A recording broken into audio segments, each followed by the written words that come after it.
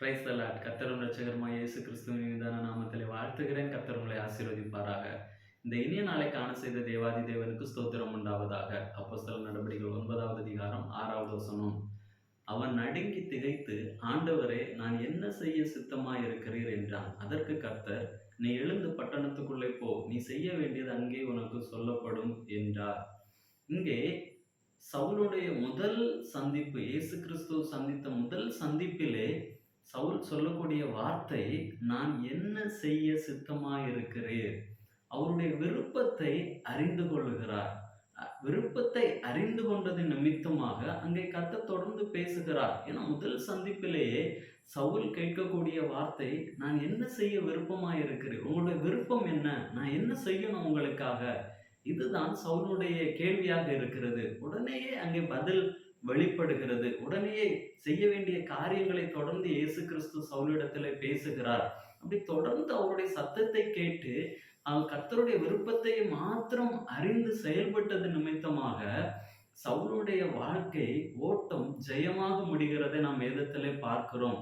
அதே போலதான் நம்முடைய வாழ்க்கையிலே நாம் கர்த்தரை தேடி வந்திருக்கிறோம். அவருடைய விருப்பத்தை அறிந்து நாம் நடக்கிறோமா என்பதை நாம் சிந்தித்து பார்க்க வேண்டும். இங்கே முதல் சந்திப்பிலேயே சவுல் அதை தான் விரும்புகிறார். அவருடைய விருப்பத்தை அறிந்து கொள்ள ஆசையாக இருக்கிறார். அதே போலதான் நம்முடைய வாழ்க்கையிலே நாம் இயேசு கிறிஸ்துவை அறிந்திருக்கிறோம். அநேக முறை கர்த்தர் நம்மோடு கூட பேசுகிறார்.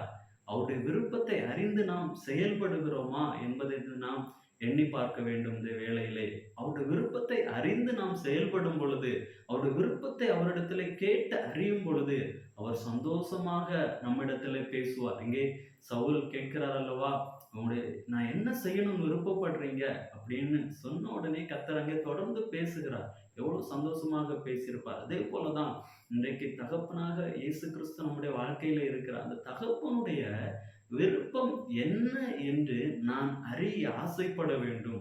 அப்படி ஆசைப்படும் பொழுது அவர் விரும்பி நம்மிடத்தில் பேசுவார். நாம் நடக்க வேண்டிய காரியங்களை, நாம் எப்படி செயல்பட வேண்டும் என்கிற அந்த காரியங்களை நமக்கு கற்றுக் கொடுத்து சரியான வழியிலே நம்மை நடத்துவார். நம்முடைய காரியம் ஜெயமாக இருக்கும். நம்முடைய ஓட்டம் ஜெயமாக முடியும். ஜெபிக்கலாமா? நல்ல தகப்பன், உம்மை நன்றியோடு உம்மை துதிக்கிறோம், உம்மை ஸ்தோத்தரிக்கிறோம் அப்பா.